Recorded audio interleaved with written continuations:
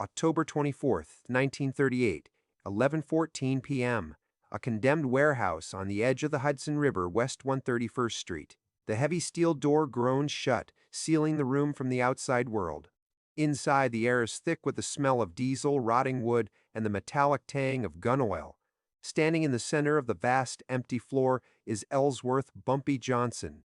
He is alone. He is unarmed. He is straightening his silk tie with the casual indifference of a man preparing for Sunday dinner. Surrounding him in a tight semicircle are 12 men. They aren't wearing white hoods not tonight. Tonight they are wearing uniforms of the NYPD, city council suits, and the rough clothes of dock foremen. But the silver pins on their lapels, a small, distinct cross within a circle, mark them for what they truly are: a splinter cell of the Ku Klux Klan operating out of Queens, looking to bleed Harlem dry. 12 revolvers are leveled at Bumpy's chest. The hammers are cocked. Click, click.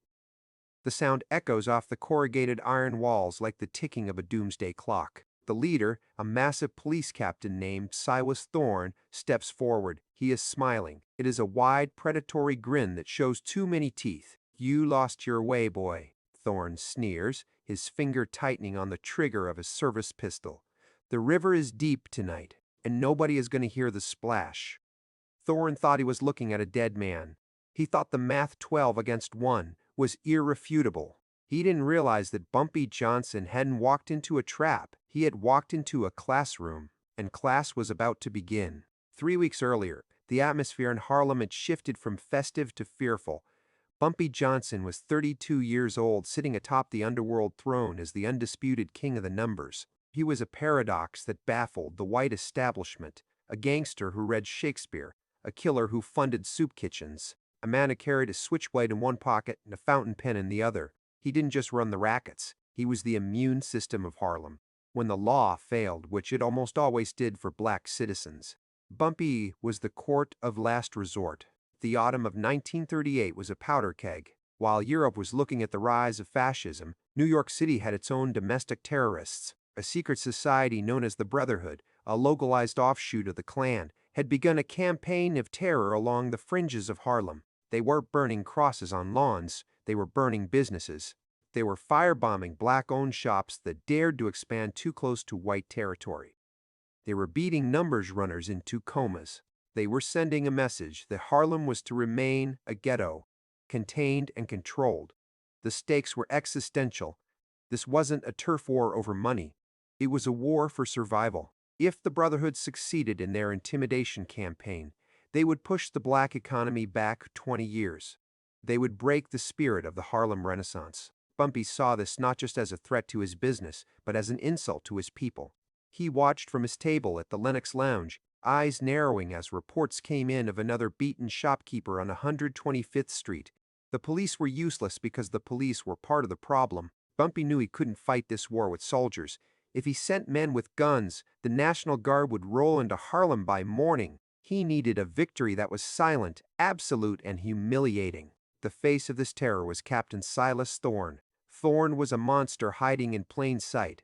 On paper, he was a decorated precinct captain from Queens with a tough-on-crime record. In reality, he was a sadist who used his badge as a shield for his bigotry. He didn't just hate Bumpy Johnson. He was obsessed with him. To Thorne, Bumpy represented everything he despised: a black man who refused to bow, who drove better cars than he did, and who wielded more real power than the mayor. Thorne's goal was simple: decapitate the leadership of Harlem. He believed that if he killed Bumpy Johnson, the rest of the neighborhood would fall into chaos, making it easy pickings for his extortion ring. He wanted the numbers banks. He wanted the protection money. But mostly, he wanted the satisfaction of seeing the uppity professor beg. Thorne was dangerous because he was untouchable. He had judges in his pocket and a dozen loyal officers who were members of the Brotherhood. In 1936, he had allegedly thrown a union organizer off a roof and ruled it a suicide before the body even hit the ground.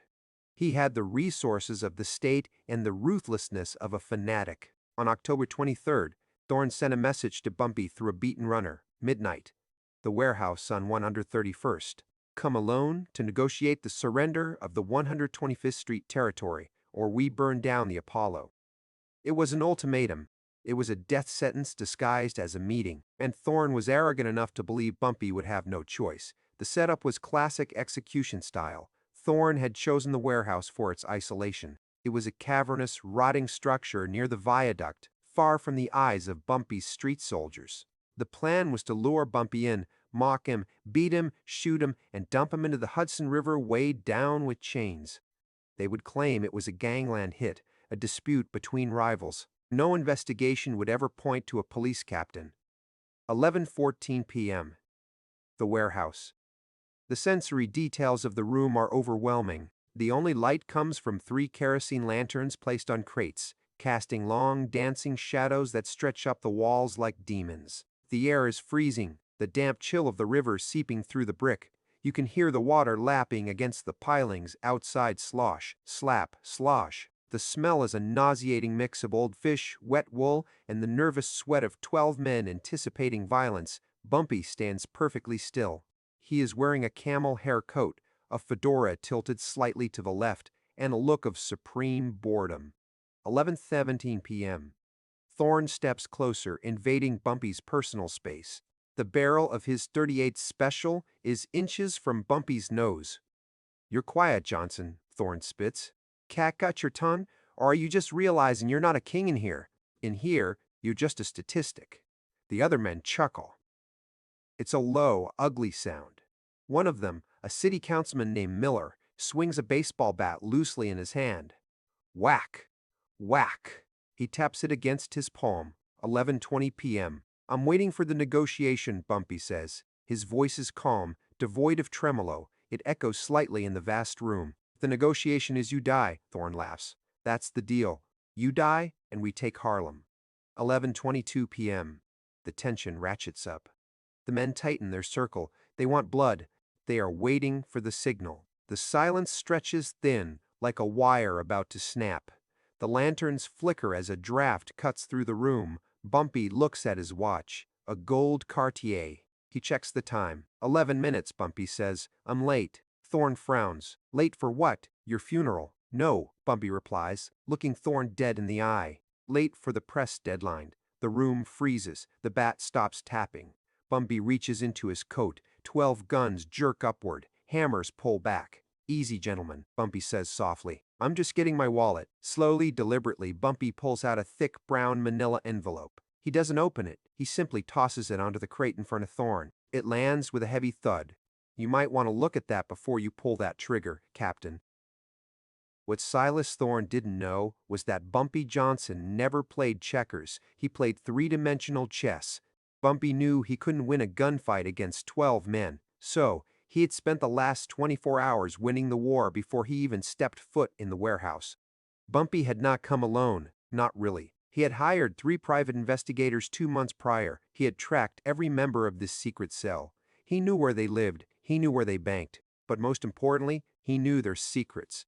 Thorne opens the envelope. His hands are steady at first, then they begin to shake violently. Inside are photographs, not of the warehouse. Photographs of Thorne taking bribes from Italian mobsters in a Queens diner. Photographs of Councilman Miller entering a brothel on 42nd Street that employed underage girls. Photographs of the devout bank manager in the group meeting with known heroin distributors. But Bumpy had gone further. "Turn the page," Bumpy commands. Thorne flips the photo. Behind the pictures are bank ledgers, copies of the actual deposit slips showing that Thorne and his brotherhood were skimming money from the police pension fund. "You see," Bumpy says, his voice dropping an octave, becoming the voice of doom. "I didn't bring a gun because I don't need one." At 11:30 p.m., that's 4 minutes from now, 3 of my associates are going to walk into the offices of the New York Times, the Daily News, and the FBI field office. They have copies of everything in that envelope. Thorne's face goes pale. The blood drains from his cheeks, leaving him looking like a wax figure. "If I don't walk out of here," Bumpy continues, lighting a cigarette with a steady hand, "those packages get delivered. You won't just go to jail, Silas. You'll be destroyed. Your wife will know. Your church will know. The city will know you're not a patriot. You're a thief." The other men are panicking. They crane their necks to see the photos. Councilman Miller drops the baseball bat. It clatters loudly on the concrete. Is he bluffing? Miller screams, his voice cracking. Silas, is he bluffing? Thorne looks at the photo of himself accepting a stack of cash. He looks at Bumpy. He sees the absolute certainty in the gangster's eyes. Bumpy exhales a cloud of smoke. The only way to stop those packages is a phone call from me. From a phone booth on 125th Street in 10 minutes. Bumpy holds up the ace of spades he had slipped from his sleeve, a magician's flourish, a psychological dagger. It's your move, Captain.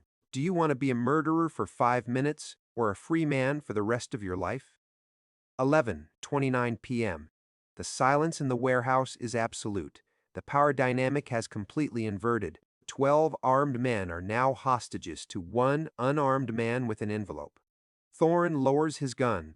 His arm falls to his side as if the weapon weighs 1,000 pounds. He looks defeated, shrunken. Let him go, Thorne whispers. What? One of the younger officers protests. We can't just, I said let him go, Thorne screams, his voice tearing from his throat, echoing off the iron walls. He turns on his own men, eyes wild with panic. Put the guns down, all of you. One by one, the revolvers lower. The threat evaporates, replaced by the cold, hard reality of self-preservation. Bumpy doesn't smile. He doesn't gloat. He simply picks up his envelope. He wasn't going to leave the evidence after all and turns his back on 12 loaded guns. He walks to the heavy steel door. He pushes it open. The cool night air rushes in. He stops at the threshold and turns back one last time. Gentlemen, Bumpy says, tipping his fedora, don't ever come below 125th Street again. If I see one of you at Harlem, I won't send pictures next time. He walks out into the night. The aftermath was immediate and total. The Brotherhood disbanded within 48 hours. Captain Thorne put in for an early retirement the following week, moving to Florida. Councilman Miller resigned, citing health reasons. They were terrified. They knew Bumpy Johnson held the keys to their destruction, and they knew he would use them. Bumpy walked back to the Lenox Lounge, sat down at his usual table, and ordered a coffee. When a young runner asked him how the meeting went, Bumpy simply shrugged. Just some business, kid. Just some business.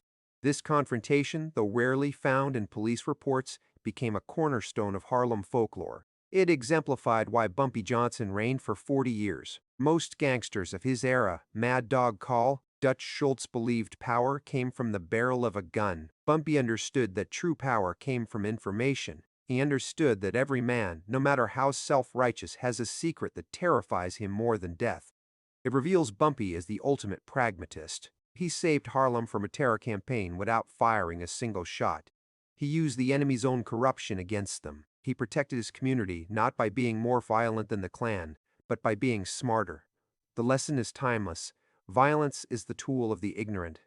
Leverage is the weapon of the king.